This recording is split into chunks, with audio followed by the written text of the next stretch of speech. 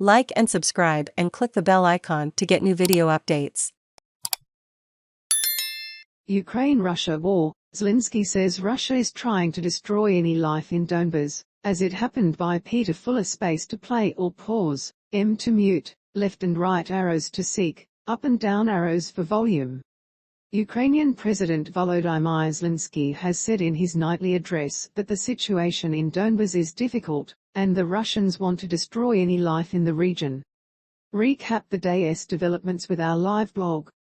Key events live updates. We'll leave the blog here for today, but you can stay up to date with the latest news online or on the ABC News app.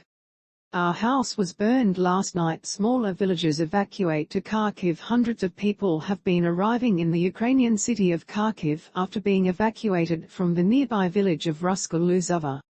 Interfax reported the key village on the highway was recently back under Ukrainian control, but this was unable to be independently verified. The village had been under Russian occupation for more than a month. A video posted by Ukraine's Azov battalion showed troops raising the blue and yellow Ukrainian flag over the government building in the center of the village, though fighting continued on the outskirts. Tatiana Mirgorodskaya, below left, says her home in the village was destroyed. Our house was burned last night. The house burned and all that was inside. We have no place to stay. It is scary. Ludmila Bocharnikova, below, described the conditions they faced there. We were hiding in the basement. It was horrific. The basement was shaking from the explosions. We were screaming, we were crying and we were praying to God. ABC civilian casualties pass 6,000. UN says true figure considerably higher. The UN's Human Rights High Commissioner says of the 6,134 recorded civilian casualties, 2,899 were killed and 3,235 injured since the war began in February. It said most of the casualties were caused by explosive weapons, including heavy artillery shelling and missile strikes. But the body believes the actual figure is far higher, with possible deaths and injuries in Mariupol, Izium, in the Kharkiv region, and Popasna, in the Luhansk region, yet to be included in the numbers. Cyber attack on Romanian government sites blamed on Russia. Officials in Romania say the attack on sites, including the defense ministry, occurred because of Romania's support for Ukraine. Romanian cybersecurity experts say a hacking group called Killnet that has been linked with Moscow has claimed responsibility. Radio Romania reported sites for the border police, the Passenger Railway Corporation CFR and the OTP Bank were hit. Prague also accused pro-Russian hackers of attacks against Czech sites on April 21. They hit so hard. Life in Kharkiv. Let's take a look at what is happening in some of the major conflict zones. Kharkiv, a large city in the east, was home to around 1.4 million people in 2017 and has come under attack since the early days of the war.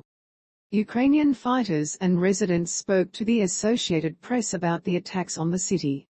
This is Zoya, she said. Yesterday in the morning, it was quiet, like now. But in the evening, they hit so hard that everyone ran inside the building. Despite the absence of water, electricity, and other communications, some of the local residents remain in their apartments. They gather outside multi-story buildings to cook on an open fire in the streets. One reservist fighting in the city, said they had no choice. When your city is being destroyed, when your close people are being killed, there is no other option but to defend them. He said the shelling tactics from the Russians haven't changed much and it is constantly happening more or less at the same time. It varies between heavy and light shelling. Another reservist who spoke to AP said people aren't just sheltering in basements, but are living in their apartments, despite the risk. Kharkiv's mayor Terekhov says about 20% of the city's residential buildings have been so badly damaged that it will be impossible to restore them.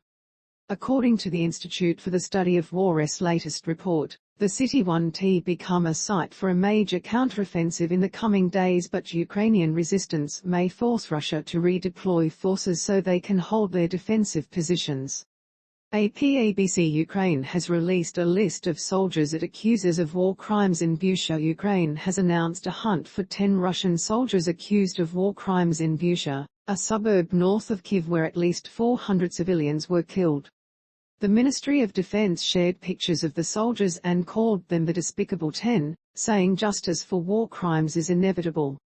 You can read more about those civilians who returned to, or survived, Bucha here, when the ABC's Sean Rubenstein Dunlop went to the town. Meanwhile, Ukrainian forces are cracking down on people accused of helping Russian troops. In the Kharkiv region alone, nearly 400